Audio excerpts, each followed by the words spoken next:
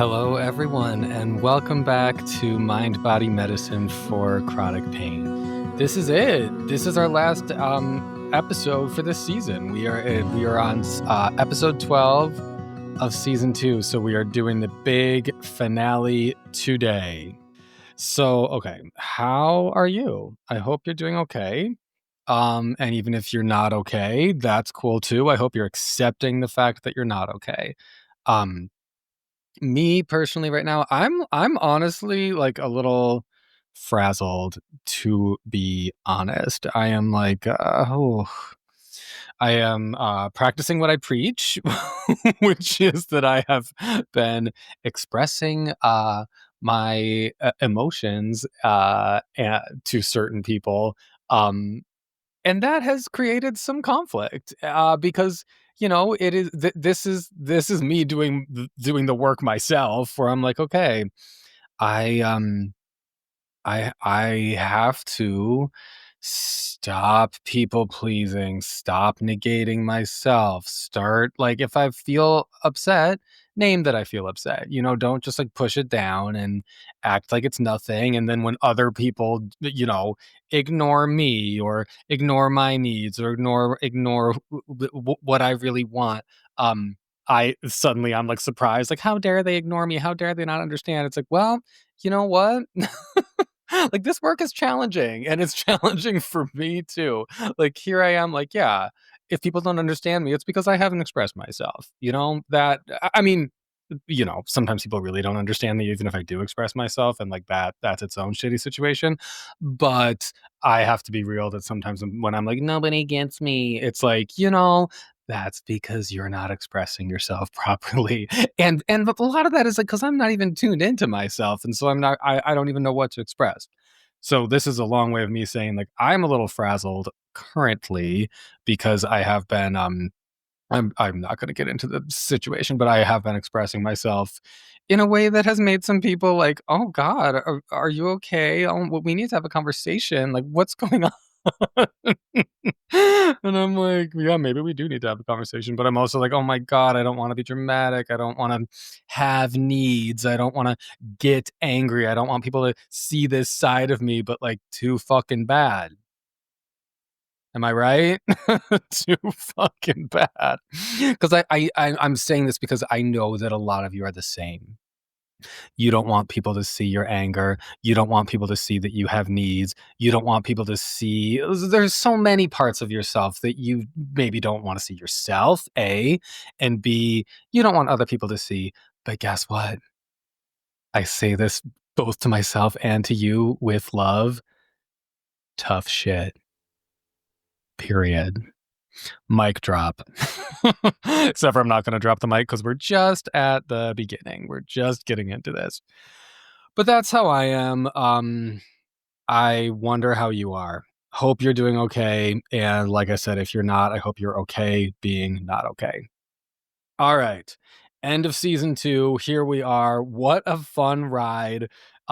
Truly, this has been awesome. I like hosting a podcast, turns out.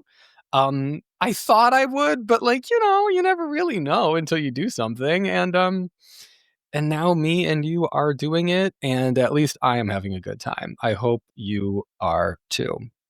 For those of you who've been along for the ride and you're regular listeners, truly, I want to take the opportunity to say thank you. Thank you for being here with me as I do this. It's really nice to know. It's so nice to put this podcast out and see, like, oh, it gets some downloads. People listen to it. Wow. So thank you. Thank you for being here and for being part of this. Truly, it's really nice to know that people are listening. And really, like, I think of it as like we are doing this together.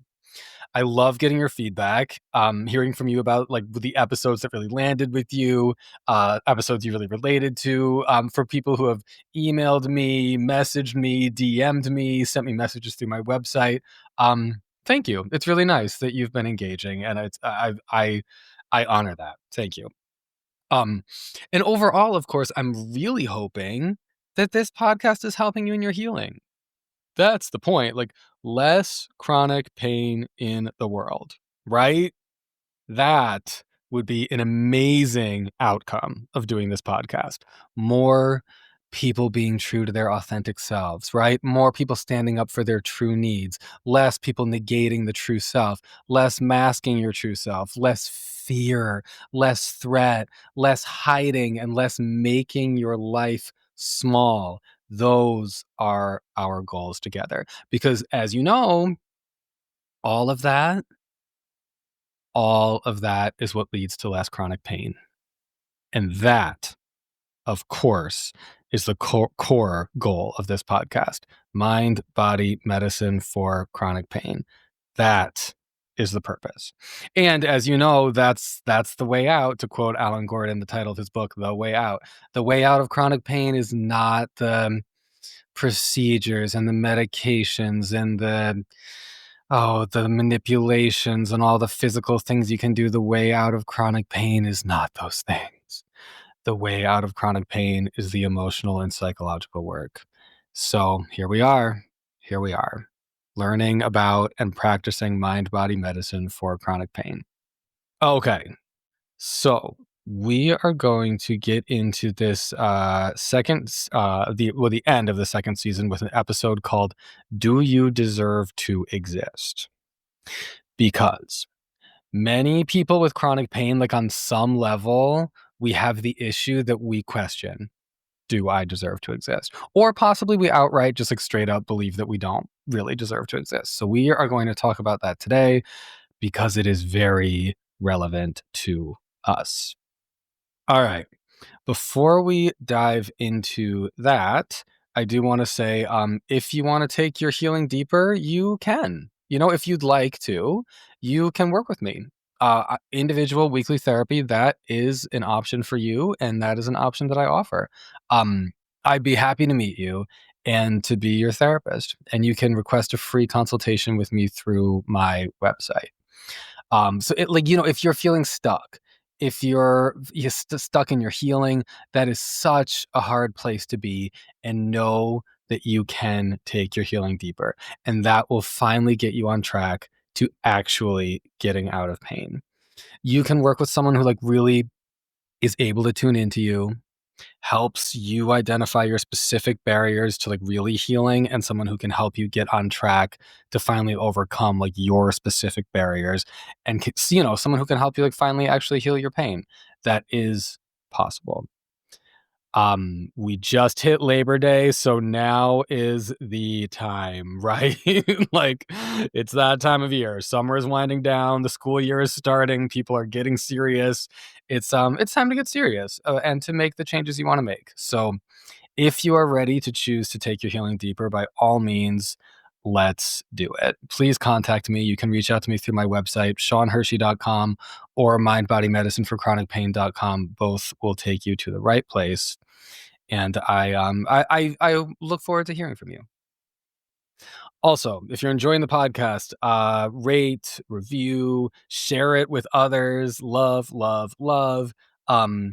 And let me say, if you're a regular listener to the podcast and you've been here for a good chunk of this season, or even a good chunk of this season and last season, it would be awesome if you wrote a written review. I would really appreciate that. I love the engagement is awesome. And I want to say this, don't stress yourself out. Writing a review does not have to be stressful. The review can literally be, this podcast helps me, period. Submit. The review can be, I love the message of healing, period. Submit. One sentence, one fragment of a sentence. It's all good. All good. And if you're a regular listener, really, it'd be awesome to get full participation from regular listeners. Rate, review, some feedback would be great, and much appreciated. The way you write a review is in the app. So, for example, Apple Podcasts. Some apps you can't write a review, but you can in Apple Podcasts. So I'll give that as the example. Go to Apple Podcasts, search Mindbody Medicine for chronic pain, scroll down to where the stars are, give the podcast a star rating, and then underneath that you can click write a review. If you want to follow me on Instagram, also, I am there at My Gay Therapist. Okay, let's get into the topic at hand and really dive in. Do you deserve to exist? Whew. This is an existential one. When you're in chronic pain, you are limited. Like many times you can't do basic stuff. You can't walk. You can't run. You can't work. You can't have sex. That's a huge one. You can't leave the house. Also a huge one. You can't really do vacations. You can't do trips. You can't be there for your kids. You can't eat a meal. You can't eat a snack. You certainly can't eat at friends' houses because you don't know what they're going to serve. So limited. One of my old limitations, I know I've shared this on the podcast before, was when I had really bad chronic IBS. I couldn't lay down and then sit up. So I spent the entire, like, I could not lay down throughout. You know, when you just want to like lay down, you know that feeling? Yes, I could not do that. That was so nuts. So when you're in chronic pain, truly, you become limited.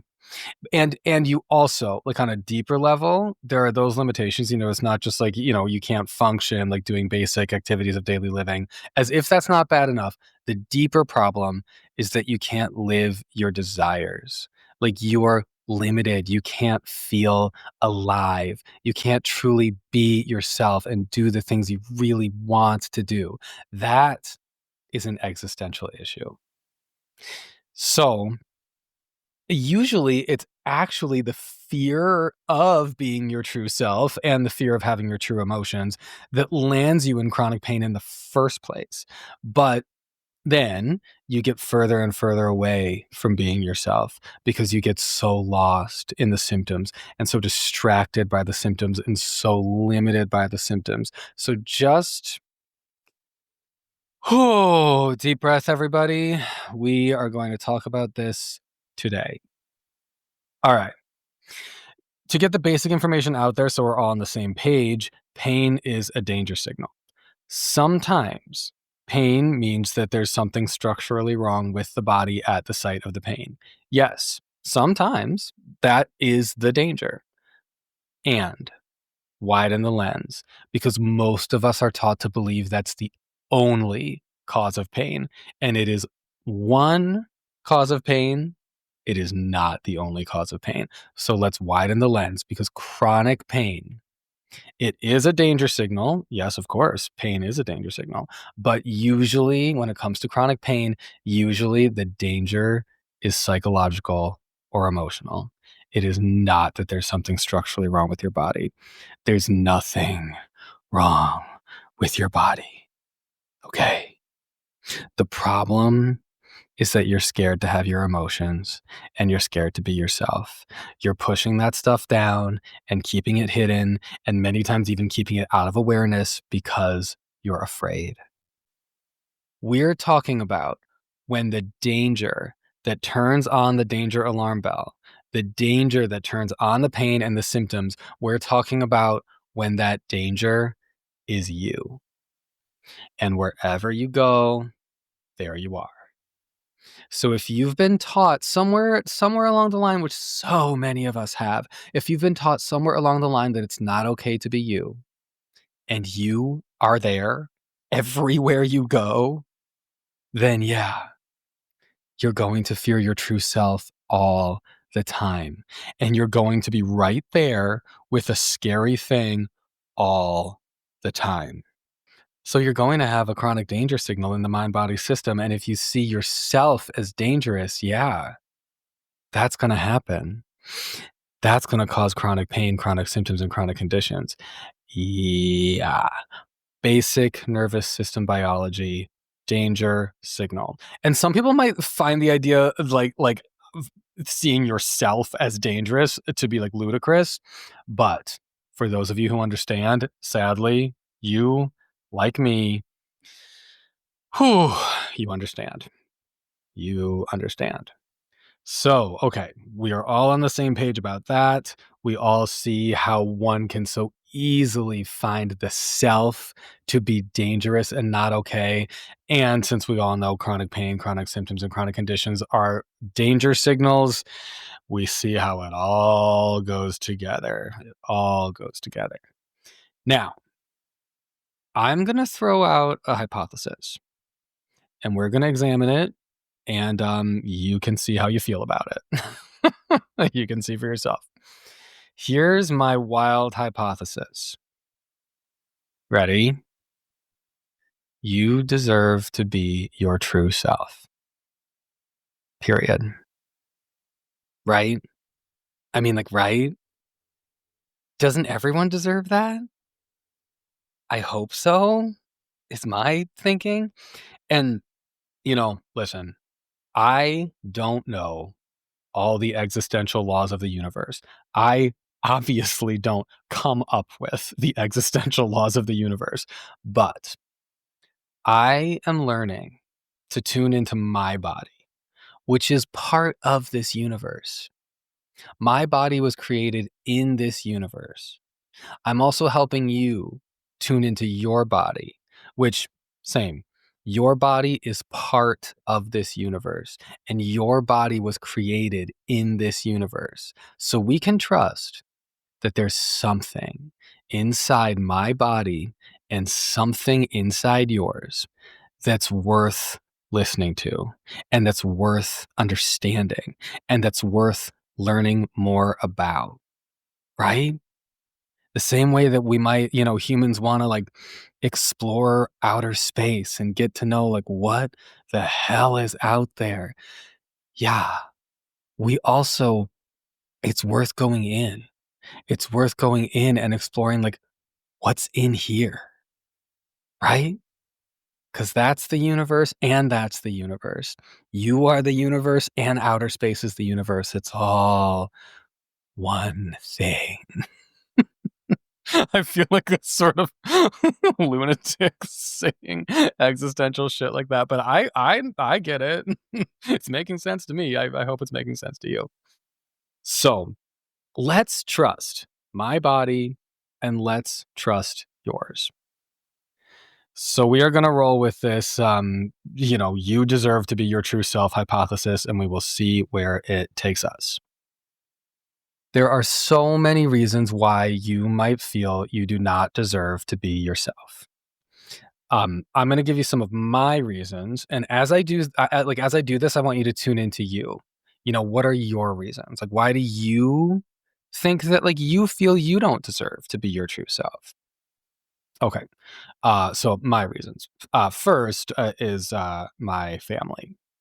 And this is something that I feel like could be called like subtle or not a big deal, but like at the same time, that is bullshit because like it actually like had a profoundly negative impact on my life. So like we just have to trust that.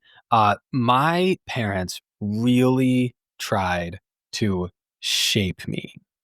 Like I grew up in a family that really tried to shape me into someone who I'm not. Like, and they tried to shape me into someone who was like virtuous and moral and altruistic and good, and someone who like always puts others first, and someone who is boring and lame, and someone who's like barely even there. So many people, like, when referring to children, like, talk about, like, the kids, like, finding themselves or, like, adults talk about, like, finding themselves on a trip or, like, going to find them like that sort of language, like finding yourself.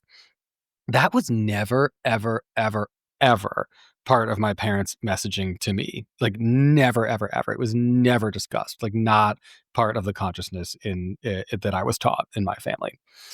In fact, like I actually remember being confused by that idea when I was a child and a teenager. Like when people outside of my family would say stuff like, the kids are finding themselves. I truly like remember this. I remember thinking like, but you are yourself, right? Like, what is there to find or discover? Like, you're right there. Like the idea of getting to know yourself when I was a kid, like I literally was like, what does that even mean? Like, of course I know myself. Like, I am myself. So I grew up with such a limited sense of self and so fucking disconnected from myself, like so fucking disconnected. And I share this because, like, very likely in some different manifestation or in some different way, you might have too. So, is that true for you? Did you grow up disconnected from your true self? And if so, what's your story? Like, why weren't you allowed to tune into yourself first and find out who you are? And then, second, to like value and be kind to and develop unconditional love for yourself? You know, like what's your story that prevented you from doing that? Because most of us with chronic pain, we have a story that ends there. Oh, I shouldn't say it ends there. We have a story that like that's part of it. The story will end with moving past that and getting out of pain. But this is a part of the story, not being allowed to be yourself. Just okay. I want to say this: the way that Christina Way so beautifully said earlier in this season of the podcast, the spiritual practice of TMS healing is learning how to develop unconditional love for yourself and for others. She includes, but she says it starts with yourself, and the hardest part is yourself. This is what I'm talking about. When I say patiently attuning to your true self, you start by looking deeply to see who even am I? And then you get to work on developing unconditional love for yourself. This is what Nicole Sachs teaches when she says develop patience and kindness for yourself. Wonderful advice. And one of the hardest parts of this work, developing patience and kindness for yourself. That that has been so hard for me because like, you know, I didn't even really like on a deep level, I didn't know that I had a self. Okay. Like and so this is why I'm sharing this with you is because I'm like, what's your story? Do you recognize who you are? Do you see that you have a self? Because this has been a big part of the work for me.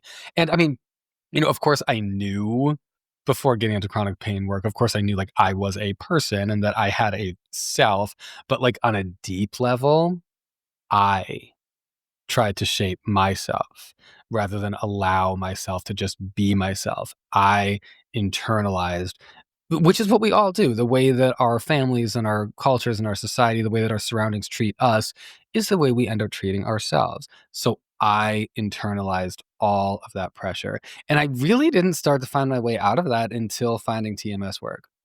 Thank God for growth, right? Because I have grown and I am growing. And you are too. Okay. If you're able to acknowledge like the truth, which is that your chronic pain is emotional and psychological in etiology, then you're able to recognize like, yeah, I have work to do. Same, same, same, same. Same, same, same, same, same. And same for everybody listening. Isn't that nice to know? I'm like hit by that right now. Isn't that nice to know like, we're all doing this together? Oh. Oh, this is fun. Okay. So back to we're looking at reasons why you don't feel you deserve to be yourself in this world. So for me, yeah, like my home upbringing, like, you know, being shaped into a certain thing rather than being allowed to be myself. Yes, there's one example. And so okay, if I were to believe that I was raised well, quote unquote, and raised right, quote unquote, which is exactly what my parents would want me to believe. You know, they wanted me to believe that I was raised well and right because it was very important to their identities as good people to be good parents, which I mean, truly, my parents were good parents. Like in so many ways, they were good parents. And unfortunately, they were really lacking in this specific way. Um, yeah, you know, no one's perfect. Like, no one is perfect. Um, that's normal. That's life. That's okay. If I were a parent right now, I'd be totally imperfect. I mean, my God, I'm like, fucking imagine what I would be like as a parent. I'd be totally imperfect. If you're a parent, yes, I already know you're imperfect. Okay. Okay. That's normal. That's normal. But if I were to believe still, as I once was sort of like led to believe, that my parents raised me perfectly, which, like I said, they wanted me to believe, so I believed it. And if they raised me perfectly and I somehow ended up not knowing how to have any kind of relationship with my true self, and I somehow ended up believing that I didn't deserve to live on planet Earth, like I somehow ended up feeling like I didn't deserve. I truly used to feel, I used to question this sometimes. Like, do I deserve to use the Earth's precious resources? Like, do I deserve to eat food and drink water? I literally used to think that about myself. Like, I used to question that about myself. Like, I don't deserve to eat food and I don't deserve to drink water. Like the earth's resources are wasted on me. And I know some of you believe that too, because that's like such a classic TMSE, like chronic painy worldview. So I know I'm not alone with that. And that's what we're talking about today. Do I deserve to exist? Like I thought I didn't. I really thought I didn't. And since I had all of that existential questioning of my very core being. And if I thought I was raised in like a perfect family, then the problem is obviously me. But that is an example of living in confusion and living in emotional repression. That is an example of not accepting, as Dan Ratner would say, not accepting the fullness of my trauma. Because yes, my parents did a lot for me. My family did a lot for me. They did not teach me how to be myself. They did not teach me how to find myself. They did not teach me how to attune to myself. And that's kind of core. You know, attunement is kind of core. Like, and my family didn't do that for me and didn't do that with me. It's a basic attachment requirement, and it was missing. Not fully, but it was certainly not fully. Like my parents were attuned to many of my needs, but were really misattuned to others, particularly self development. Yeah. So that's a core part of child development that was missing from my childhood. It would be wrong to pretend that that isn't I'm like low key traumatic, maybe high key traumatic. I don't know what key you want to put it in, but traumatic is going to be in that sentence.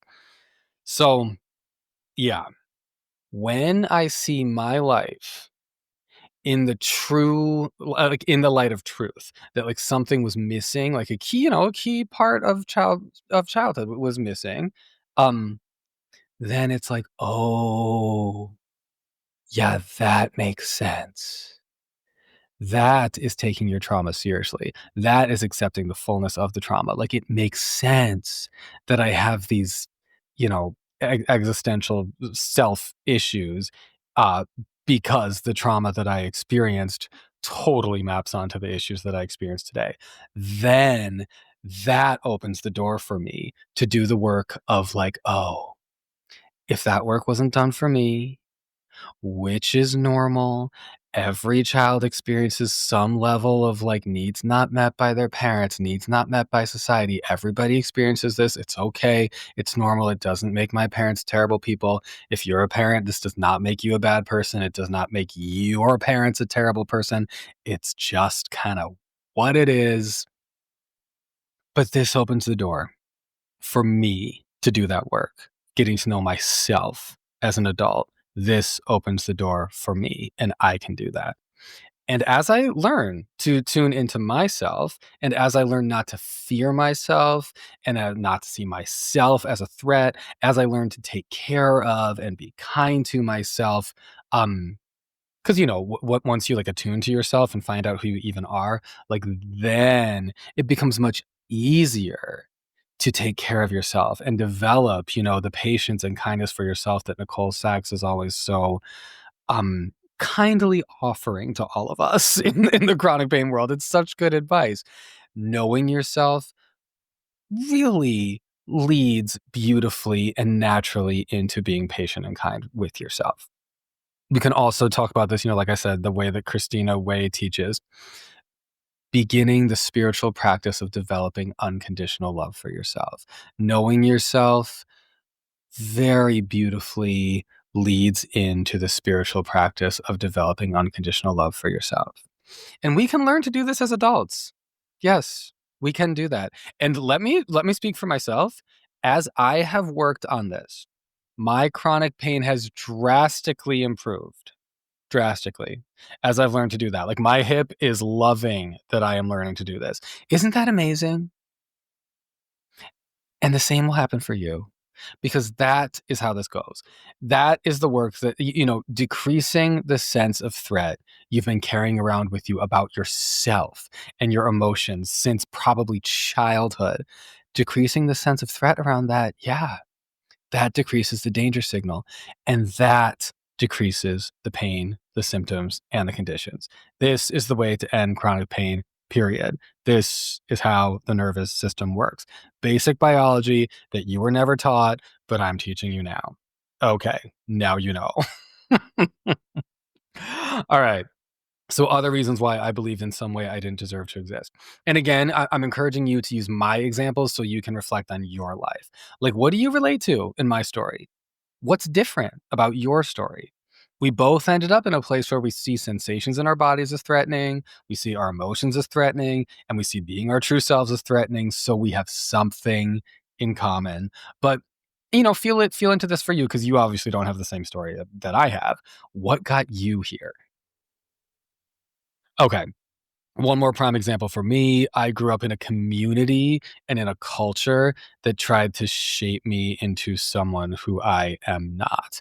And by that, I mean, like, basically my community, like, wanted to make my gay ass into a straight person. Not what didn't happen. I mean, day in, day out, being in Catholic school in the 90s and the 2000s, when it was not cool to be gay, that was where it was not cool to be gay. I mean, I felt I needed to hide. I felt I wanted to disappear, feeling desperate to be normal, and just like knowing that normal was not me. Like, definitely not me. I can't trust myself. I can't trust my natural instincts. I can't trust my natural likes and dislikes. I can't trust, like, the way I naturally want to do anything, because it's all wrong, because it's like so feminine and so off and so abnormal and so fucking gay, right? That was a big trauma in childhood. That was a big one. Um, Other reasons that I felt in some ways that I don't deserve to exist. Overpopulation. That's a big one. Like I said, I believed for a I don't know, like, I definitely have had the thoughts before, like, that I don't deserve to take up the Earth's resources. Environmentalism. We have a belief that humans are somehow bad for the Earth. That's another reason that I believed that I didn't deserve to exist.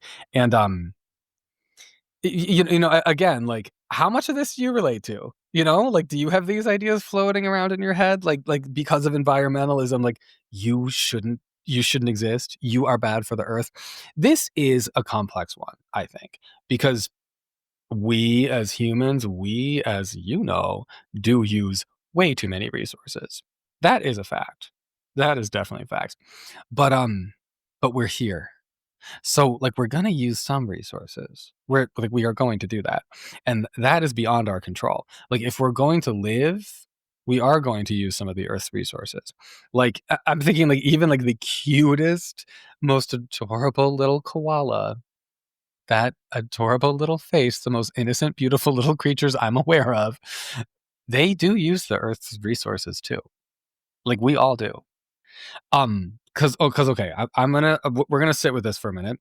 I'm gonna tell you a story about this one. Um, do you deserve to use the Earth's resources? So, okay, gather around, story time. This is a story from Robin Wall Kimmerer. She's the author of a book, Braiding Sweetgrass, which, if you haven't read the book, great book. I definitely recommend. It's a great read. Robin Wall Kimmerer, she's a member of the Citizen Potawatomi Nation, and she's a scientist, biologist, botanist, and her work and writings are informed by indigenous wisdom passed down through generations who have known this land, and her work is also informed by, like, Western science, and she's like a professor and has a PhD in plant ecology. So, okay. the story. Let me see if I can get this right. I read the book a while ago, and this story like really landed with me. And I like sort of went back through and was like, where is this? And I couldn't find it. So I'm going to do my best to summarize this story. If you've read it and maybe I'm getting it like a little bit wrong, sue me. All right. Sue me. But I know I'm getting the basics right because, like I said, I really, really remember this story well. It made a big impact on me. So, Robin Wall Kimmerer tells the story in her book, Braiding Sweetgrass. There are two peoples from two indigenous nations, and they both have different practices for harvesting sweetgrass. Now, most non-indigenous Americans live with the belief somewhere deep in our consciousness or in our subconscious, we, like non-indigenous Americans, we live with the belief that we, humans, people, we believe that we are inherently bad for the earth. So Robin starts this story with that premise and the juxtaposing idea that native peoples know that humans fulfill an important and sacred role in the Earth's cycle, and that indigenous land stewardship by humans is actually vital to the Earth's ability to fully realize its abundance. So, okay, this is a story about two peoples who harvest sweetgrass differently from each other. And so members from each group are arguing over which method is better. Um, so Robin sets up an experiment to see which is better. So, okay. In my recollection, there's basically there's two different the two different methods for harvesting sweetgrass. One is like the clean method, where like you know, as they harvest the sweetgrass, all the like trimmings and extra refuse is like taken out of the sweetgrass field and put away, maybe even buried away in a different area. Like and so at the end, like the sweetgrass field looks like nice and fresh and clean. That's the one method. The other method that the other group uses is more like what I would say is the natural method, because I feel like it's rude to call one clean and one messy. It's the natural method in my recollection. It's like, you know, whatever refuse, you know, whatever stalks or, you know, whatever kind of extra stuff is left over from the harvest, you just let it settle. You let it fall just where it is. So the clean group thinks of the natural group like, what? Like, are you kidding me? Like, this is so sloppy. Like, what's wrong with you? This is what are you doing? This is not the way to harvest sweetgrass. And then the natural group is like, similarly, what are you doing? Why would you take away all that extra, you know, that like fertilizes the earth, that goes back into mother nature? Why would you take all that out and bury it far away so it's useless? What's wrong with you? So it's these two very, very different just like different methods for harvesting sweetgrass. And the one part of the story that I remember really clearly is that both groups perform ritual around this because it's sacred. You know, both like use like smoke and chanting and prayer and song. And what I remember from the story is that the clean group was really side-eyeing the natural group, being like, are they kidding? Like, they're doing this whole like song and dance and all, they've got the smoke and the ritual, and they're leaving the field looking like that sloppy. Like, this is some kind of sick joke, right? And the reason I really resonated with that is because like that is so me. Like, if I were a part of this, I would definitely be part of the clean group, because that is my vibe for sure. But okay, so there's these two groups, and you know they're arguing over like what's the better way to harvest sweetgrass. There's the clean method, obviously, and the natural method. And Robin is like, let's do an experiment. So she really, like, she gets people from both groups. She, she's a botanist. There's three plots of land, all the same. One will be harvested the clean way, one will be harvested the natural way, and one, because she's following the scientific method. One, they're just like, this is our control patch. We're not even going to touch it. So what happens is that, both groups go to the harvest, both blow the smoke, sing the songs, do the chanting, harvest the sweetgrass. They're careful, and Robin monitors the situation that they're harvesting the same amount of sweetgrass, but they're harvesting it in different ways. One does clean method, one does the natural method. And then the third just is fully left alone. They come back the next year. And everybody's like, okay, what's it going to be? Which patch is it the clean method or is it the natural method? Which patch is going to be, is going to be doing better? Because both groups firmly believe my way is better for the earth. What do you think? Honestly, I'm like, pause the podcast. Think about it. I want you to think. What do you think? What do you think? Okay, I'm going to give you the answer. What happens is that they're both the same.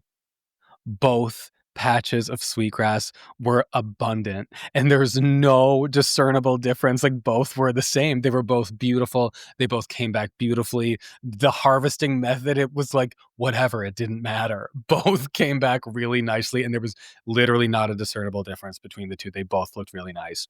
But get this. Patch number 3, the control. Patch number 3 looked like shit. Seriously. Patch number 3 was not even overgrown. It was like stunted in its growth, browning, fading. The grass looked like shit. Isn't that fascinating? I would not have known that. As someone who is a non-Indigenous American and has grown up with this belief, like, humans are bad for the earth, I believed, obviously, like, leaving plants alone is obviously the best thing we can do. Like, do not touch the nature. Stay away from it. You're bad for it. But if that's what you believed, think again. Think again. Because actually, humans harvesting the sweetgrass inspired it. What's the word you would even use? It encouraged it, I guess, maybe is the best word to use. Harvesting the sweetgrass encouraged abundant growth. Isn't that nuts? And the sweetgrass that wasn't harvested was just like, kind of fucked up looking and way less abundant. Like you couldn't have harvested that patch number 3 the same way as you could have 1 and 2 the second year, because it was garbage. Like it looked like shit. Isn't that shocking? That's existential to me. I'm like, for all of us who believe like humans are bad for the earth and we shouldn't touch it and we should leave it alone because we are bad for it. Think again. Our presence, when done correctly, which we obviously don't behave correctly in in accordance with the earth. We obviously don't behave in harmony with the earth. There's so much work for us to do on that front, obviously. But when we do behave in harmony with the earth, our presence actually inspires it. Our presence nurtures it. Our presence encourages its growth and encourages its abundance. And Robin Wall Kimmerer says, like, culturally, it is understood that if the plant gives you a gift, it is essential that you receive it. Isn't that beautiful? That's like, I feel like I could like cry saying that. It is understood that if a plant gives you a gift, it is essential that you receive it. So do you deserve to exist? Just by picking the grass, maybe eating the grass, or, whatever one does with sweetgrass. I mean, I'm a white person. Generations of imperialist, capitalist, white supremacist patriarchy. If you've ever read Bell Hooks, you know what I'm talking about. If you haven't, you've got your work cut out for you. Go read that, because generations of imperialist, capitalist, white supremacist patriarchy have completely cut me off from a lot of this understanding. So I have to learn it. I have to learn it. But so I'm like, I don't know what you do with sweetgrass. Maybe someday I will do something with sweetgrass. Wouldn't that be awesome? But just by receiving the gift and receiving the gift respectfully, that gives the earth reason and space to generate more lush, beautiful sweetgrass. Wow. So maybe you're like me and you felt, you don't deserve to exist because you're inherently bad for the earth. Maybe you're like me and no one ever like really attuned to you and validated like deep, true parts of you.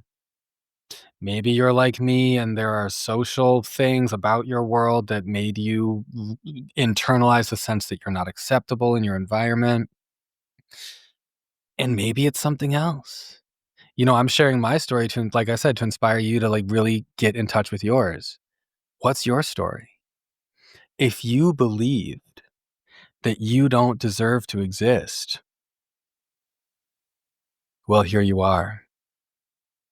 Here you are. The universe somehow created you, and you don't really have a choice in the matter. Like, you are here, and you are here as yourself. You are here. You are who you are, and you can't control that. Somehow, some way, the universe has created you. You have been created in the form that you are. You. Yes, you listening to this podcast, exactly you, in the form you are in. The universe created you, and you need to respect that. You did not create yourself. Of course, we make choices that, shape us, speaking of shaping yourself, we make choices that like shape us in certain ways. And of course, but like the core of you don't have the power to create that. You didn't do that.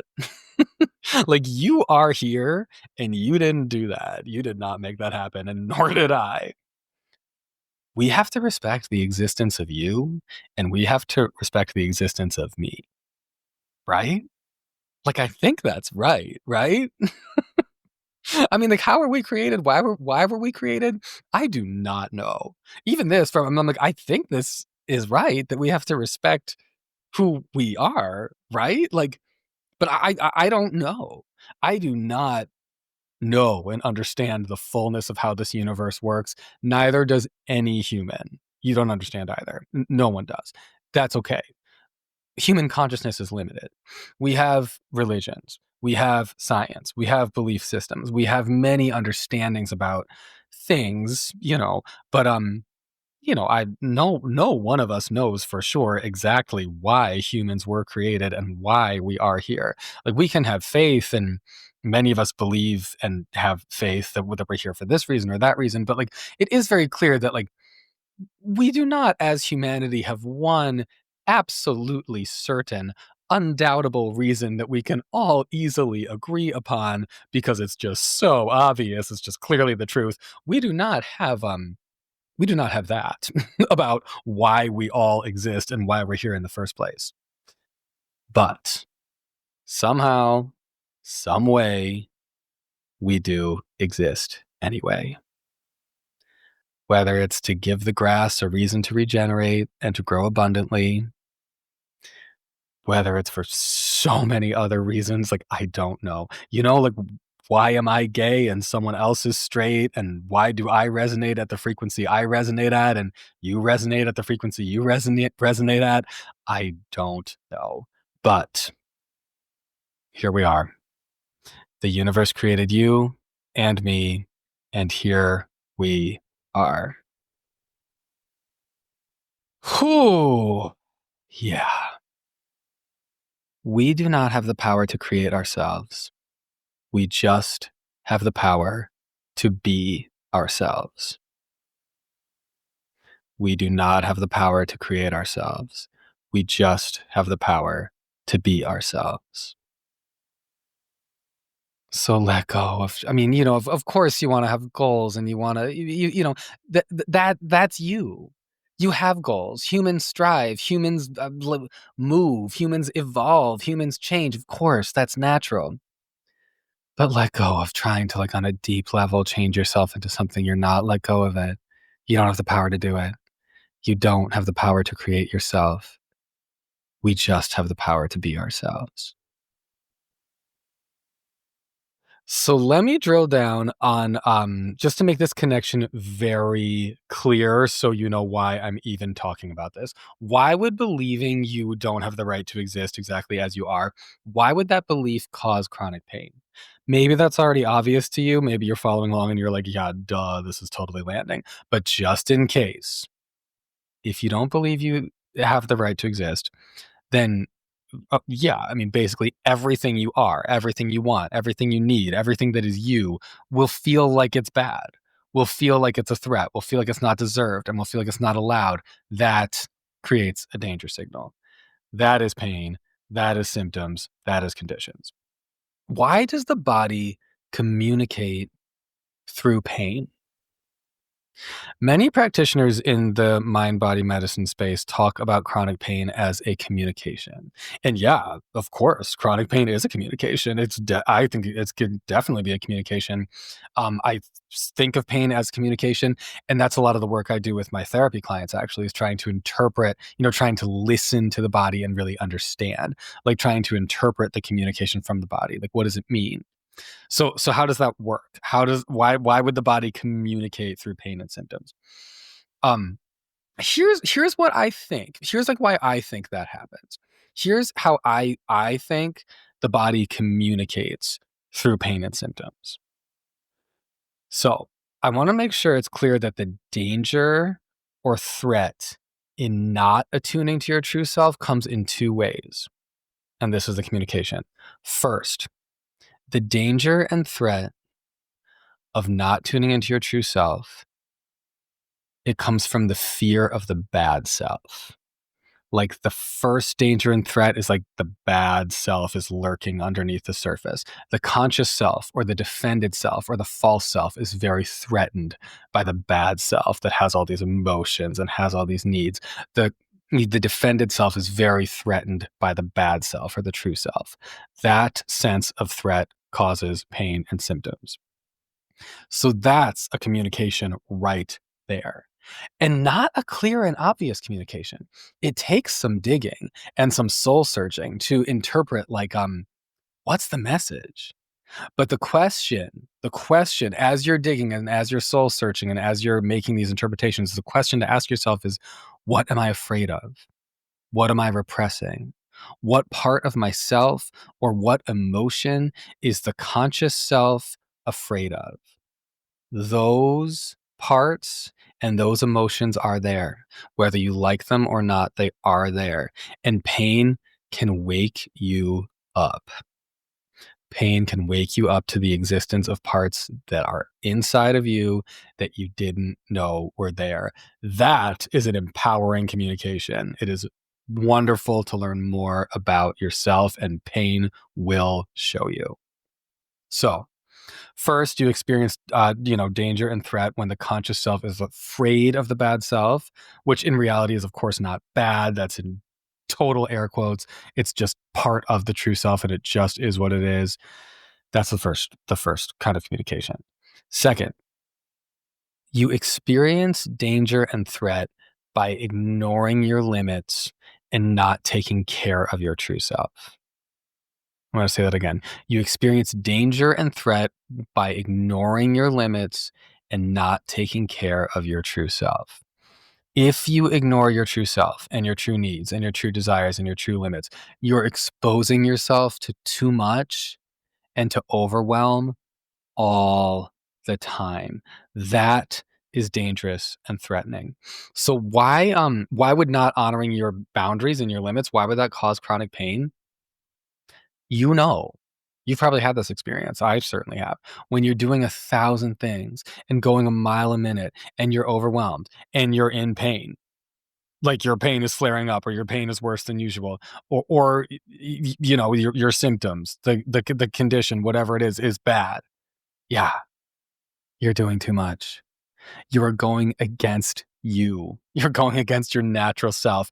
Your boundaries and your limits, they will exist no matter what. You can't be boundaryless. You can't be limitless. Wishful thinking. I get it, but you can't. You just can't. You can't be number one effort at everything all the time. You just can't. Impossible. You can't. Neither can I. I hate that. But this is how life is. We all have limits. There's no way around it. If you don't honor the limits that are naturally there inside your body, which was created by this universe, if you don't listen to them and you don't respect them, your body will feel overwhelmed. It will feel overtaxed, and that feels dangerous. It feels threatening. Something needs to stop you. You're going to get a danger signal, and you're going to get pain. The pain, the symptoms, and the conditions, like, they'll stop you for you if you don't stop yourself. They will definitely stop you for you. And that is a powerful communication. Again, not always clear. It takes soul searching and digging and interpretation there too. It's not always clear, but it's a powerful communication from your body saying, enough, enough. You are not respecting the boundaries. You are not respecting the limits. You're not respecting yourself. You're not respecting me. It's a powerful communication. And when you're able to hear that and get it and take it in, whew, that is a profound gift. That is a profound communication. And like we're saying, your body is part of the universe. Just like you want to explore the stars or learn more about whatever you want to learn more about, you want to explore you. You want to learn more about you because you matter, right? And let me also just like say this. Many times, like, the issue isn't always that you're doing too much in terms of like too many activities or like the to-do list or like juggling like too many balls in the air. Like many times, like doing too much, quote unquote, is like just in terms of like people pleasing, putting others' needs first, shaping yourself into someone you're not, negating your true self. That is doing too much. That's dangerous to the self too. That's a threat to the self too. When you're not listening to your true self, like, yeah, that threatens the true self, excuse me. So, yeah, doing way too much is going to end up with danger signals rising. You've got to be you. You are here. This is you. Learn to be you. Who you are is who you are. It takes energy and fear to keep it down. And you mostly don't even know it's happening. Like if you're keeping it down, like it's happening beneath the level of consciousness often, but it is happening. And that is why pain and symptoms can be communications. If you learn how to listen to your body, like if you understand that chronic pain and chronic symptoms mean that something is out of alignment with your true self, then that's an invitation to get to know your true self better. And that is why, you know, when people start like getting to know themselves and living in alignment with themselves, that is why the pain is such a clear communication. And living in alignment with your true self feels so good that is why people end up saying stuff like, I'm grateful for the pain. Not because the pain was good, but because the pain led me home to my true self. That's why. So even if you're like, oh my God, I have so many needs and desires and they seem so unhealthy, like I do not trust myself, I'm so unhealthy. Okay, call it that if you want, but you are who you are. It is what it is. Here you are. All your parts. The parts you consciously think are unhealthy, the parts you consciously hate, the parts you try to repress, the parts you repress without even knowing you're repressing it, they're all part of you. Embrace it. This is you. Do you deserve to exist? Maybe you, like me, once thought that you didn't. But I just want to throw this out there with the idea, yes, what if you do deserve to exist? The real, true, authentic you. I think you do. I think you do deserve to exist. So welcome to existence. Hi. And that is the end of season 2, friends. Mind-Body Medicine for Chronic Pain. That is season 2. Whew, okay. Thank you for being along with me on this ride. I really hope, like, my greatest hope for this podcast, obviously, is that it's helping you in your healing. And we have covered, season 2, if I do say so myself, we've covered a lot of great topics from surviving the messy middle to queer TMS to body-based treatments to reducing fear to am I crazy to spirituality and medical trauma and pain reprocessing therapy and emotional awareness and expression therapy and somatic tracking and developing a daily practice and hearing people's recovery stories, recovery from hand pain and chronic migraine using this work, and now internalizing a sense that your true self really deserves to exist. We have covered a lot. So I am thinking to myself, I'm here like, I hope this helps you. And I'm recognizing that's a little pathetic. I'm like, just shut up. Like, I'm looking back and I'm like, all this stuff we've covered, saying I hope this helps you is ridiculous. These topics are super helpful.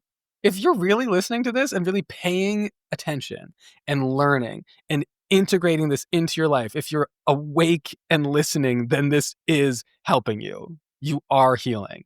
You are healing your chronic pain. Good job. I'm glad we're doing this together.